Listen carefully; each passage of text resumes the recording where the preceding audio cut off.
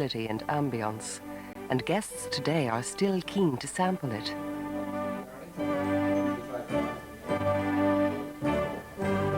Mr. McCarthy, this is the bedroom part of your suite. We have a lovely little sitting area over here, and as you can see, there's magnificent panoramic views of Kenmare Bay out here.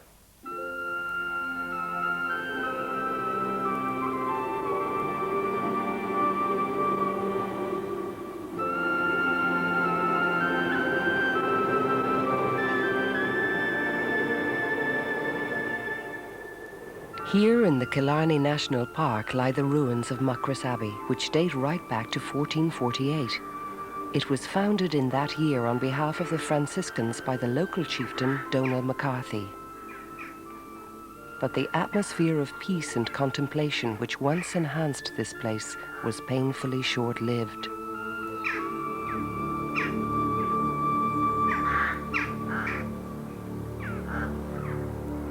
Medieval Ireland was a turbulent, violent age, and the Franciscans, like other religious orders, lived under constant threat of persecution. During the Reformation, Henry VIII ordered the friars to be driven from Muckross. They returned, only to be displaced once again in 1652 by Oliver Cromwell. With quiet stubbornness, the friars continued to work in Killarney until the mid-19th century, but they would never again return to the Gothic ruins of their beloved abbey.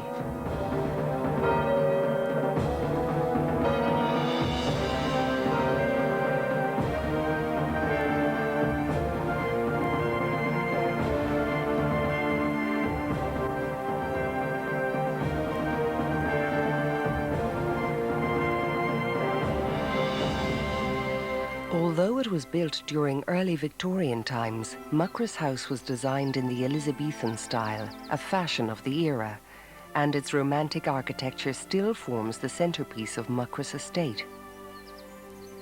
The national park which surrounds Muckross House and Abbey was presented to the Irish nation in 1932 by its last landlord, Senator Arthur Vincent. Today, the park is famous for its stately herds of Irish red deer. During the last century, these beautiful animals had been hunted and starved to the verge of extinction. Less than 60 red deer, the last herd in Ireland, remained on the adjoining estates of Kenmare and Muckross, and these are the descendants of that herd.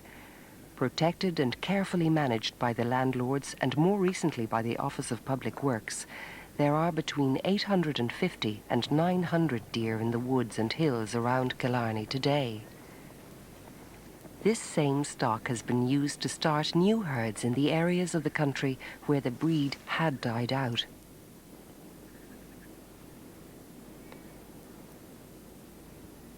For lovers of nature, the Killarney countryside is a feast for the senses. The Strawberry Tree restaurant, on the other hand, offers feasting of a more conventional variety. The Strawberry Tree restaurant gets its name from the arbutus unido, which is a tree that is indigenous to the area here. It will grow naturally nowhere else.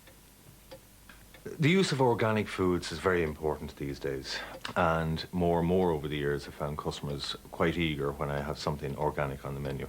And that's not just organic vegetables, it applies right across the board. Free-range meats, fowl, wild game, wild fish, wild herbs, wild mushrooms, nuts, berries, etc. And the enthusiasm of my customers have made me realize that this is a goal to strive for. With this in mind, recently we decided to convert totally to free-range and organic foods. Irish bread making is a simple form compared to continental bread making. In this country we would have soft wheat, whereas in the continent it would be hard wheat. And for this reason we would use other things in our bread making to make it rise. So to 3/4 pound of brown flour and 1/4 pound of white flour, you would add butter, you would add bread soda, sugar, buttermilk and salt as well.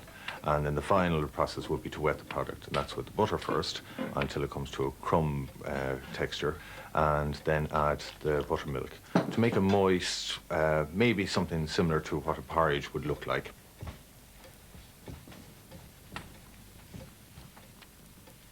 The type of wheat I like to use is obviously organic wheat. It has a better flavour. Around here locally in Killarney, Muckross House have a farm, and it's farmed by traditional methods. And perhaps to get it milled in Blennerville, which is a local working windmill, and it's done by traditional methods as well.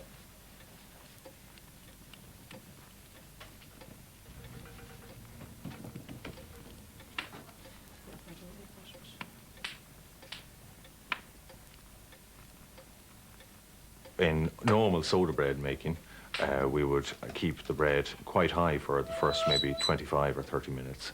Check the bread then, maybe turn the bastable around so that one side of the bread isn't cooking fast than the other, and then drop the bastable onto the last hook.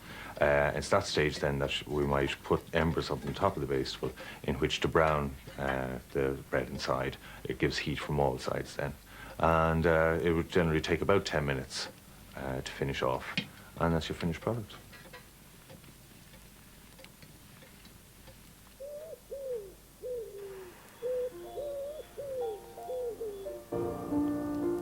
It's late December in Kenmare, and as dusk falls, the spirits of Christmas past and present linger in the air. At the Park Hotel, which has celebrated Christmas for over 100 years, the atmosphere is one of seasonal tradition and warmth. Hot toddies, a roaring fire, and maybe the odd carol thrown in. Charles Dickens would probably have approved.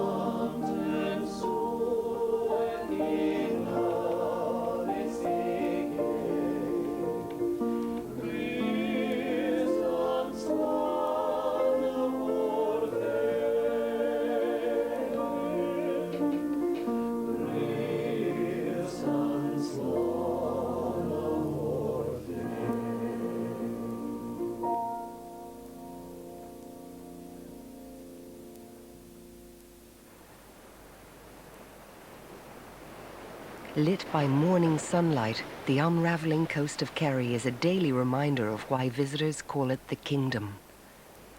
With inspiration like this, art and craft flourishes. And so to West Kerry, home to more potter's wheels than you could shake a stick at.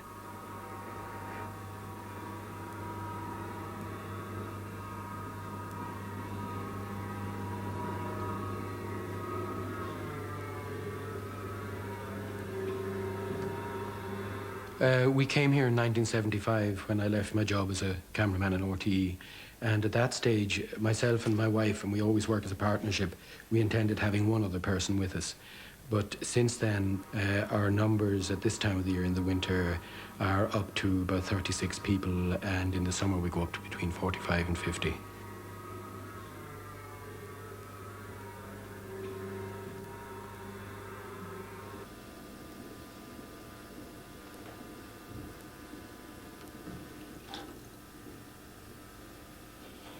Our pots here, function is the primary aspect, and then we've tried to refine the designs over the years. We never take a big leap from one particular thing to another.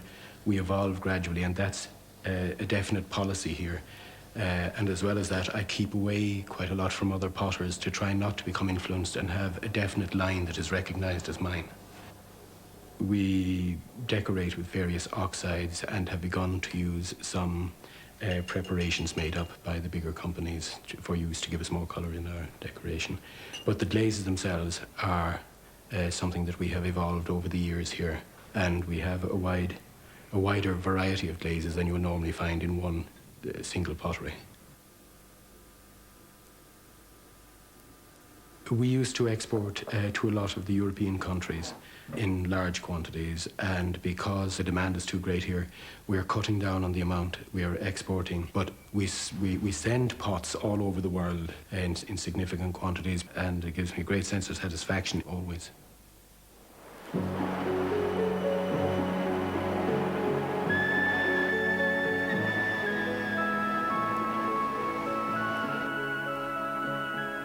The inspiration of these massive seascapes can be sensed in much of the art and literature of Ireland. Visions such as these have fired the imagination of artists for generations. In many ways, the soul of traditional music has its origins here. It's even reflected in the instruments themselves. The first thing people tend to comment on when they hear the uilleann pipes is they're surprised at how quiet they are. The uilleann pipes are intended as an indoor instrument, and they're lower pitched than the Scottish bagpipe. The other big difference is the chanter, which is the part that plays the melody, has a range of 2 octaves, whereas the Scottish bagpipe plays 1 octave and a tone below that. On a rough estimate, I'd say there are about 1,000 parts in a set of pipes. The main materials will be leather, brass, and timber. The timber I've been using mostly now has been 2 different varieties of ebony, but I hope to use boxwood. I hope to use more of that in the future. And the other thing is, when you're working with timber, you have to allow a certain amount of time, because if you take a lump of timber and bore a hole in it and turn it down and so on, it's going to change, you know, over a period of weeks of that. So it's worthwhile putting things aside and coming back to them, rather than trying to rush the job, because if you try to rush with timber, it'll end up that the whole set of pipes will fall apart after a couple of years. I would tend to make up batches of various parts, because like if you're setting up to, say, do a piece of brass or that, it takes longer sometimes to set up than to actually carry out the operation. So I tend to make up maybe a dozen or so of various small parts.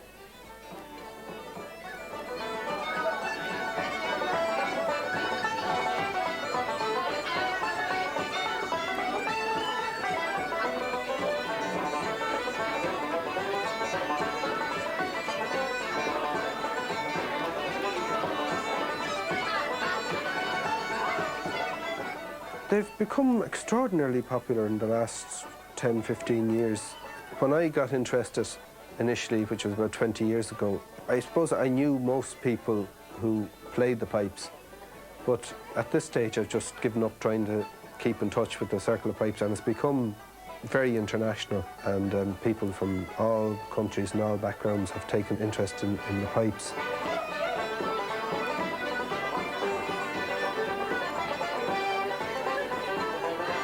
The reason why most people who play Irish music would play it would be to get down to the pub, and it's the common ground, I suppose, where people meet up.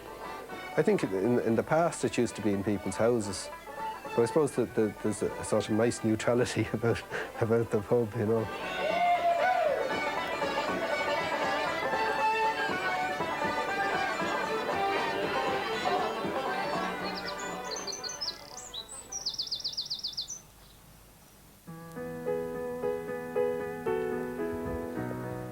From a night at the pub to early morning at the Park Hotel.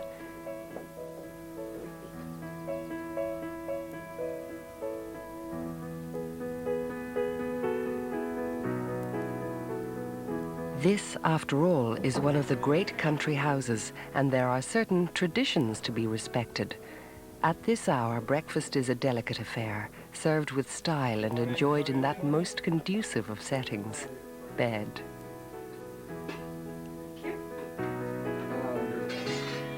Enjoy your breakfast. Sign up.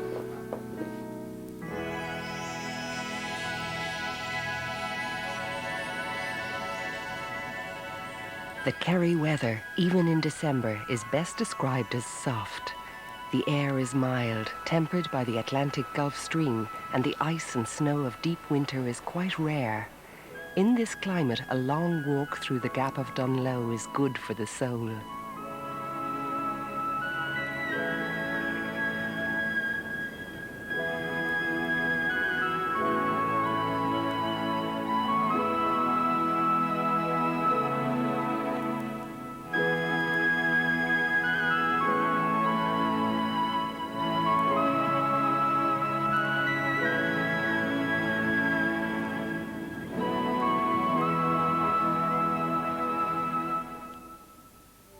For the really adventurous, there's another hidden landscape beneath the valleys and hills. Crag Cave is millions of years old. It was formed during the Ice Age. When the glaciers melted, many rivers were formed, some overground and some underground. At one stage, 3 rivers flowed through Crag Cave. Eventually, the floors of each river eroded into each other, and the big cavern you see here behind my back, that is how that was formed. Crag Cave was discovered here on our farm in 1983. And how it happened was, the County Council invited the Professor of Geography from the University in Cork to investigate the source of the local river here. And he went into old caves in a field just in front of our house here.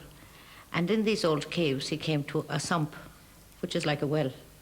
And he got an idea there might be something beyond that. So he got these cave divers to come from England. They dived into the well. It was 12 feet deep. And they swam through a flooded passage, 20 feet long, and came up into these caverns that had never had any form of life. They had been lying here in the stillness for millions of years, and nobody knew they were here.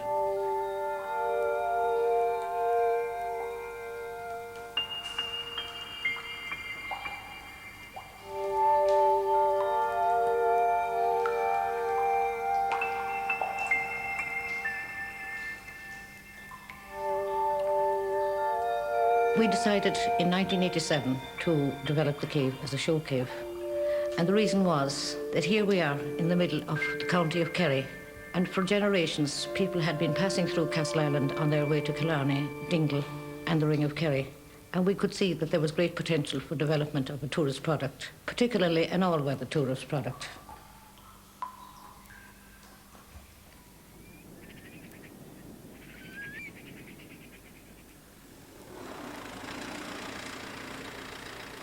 Christmas is drawing near, and at the hotel, preparations for the big day are in full swing. The local farmers and fishermen supply direct to the hotel.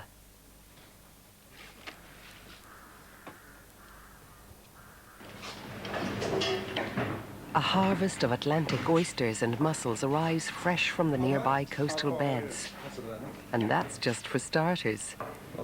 Meanwhile, preparations for another course, a speciality of the house, have already been going on for much of the year. These are on for the dinner now. Christmas nights, they're lovely. It's really nice. That's great. That's great. Thanks very much, Paul. Okay, we'll see you. The familiar and We make the time-honoured Victorian traditions of pudding Christmas as a tradition in continue. the house. It goes very well with the old-style hotel. Originally, the Victorian Christmas pudding was a very old tradition where they wrapped the pudding itself in muslin, in buttered and floured muslin. It was suspended over some simmering water, and it was cooked in that for 8 to 10 hours. It was taken out of the water and then suspended in a cool place, generally in the larder of the old houses, for maybe 2 or 3 months, and then reheated on the day for about 4 hours. Every year we just make one Victorian Christmas pudding, because it's not really practical to make too many. We generally use that one just for presentation in the restaurant on Christmas night in front of the guests. And the pudding really is a highlight of the meal. Christmas night at the hotel offers a celebration of the present which resonates with memories of the past. This place, after all, has seen 100 Christmases. Behind the scenes, the timing has been perfect, and the wine cellars have already been plundered.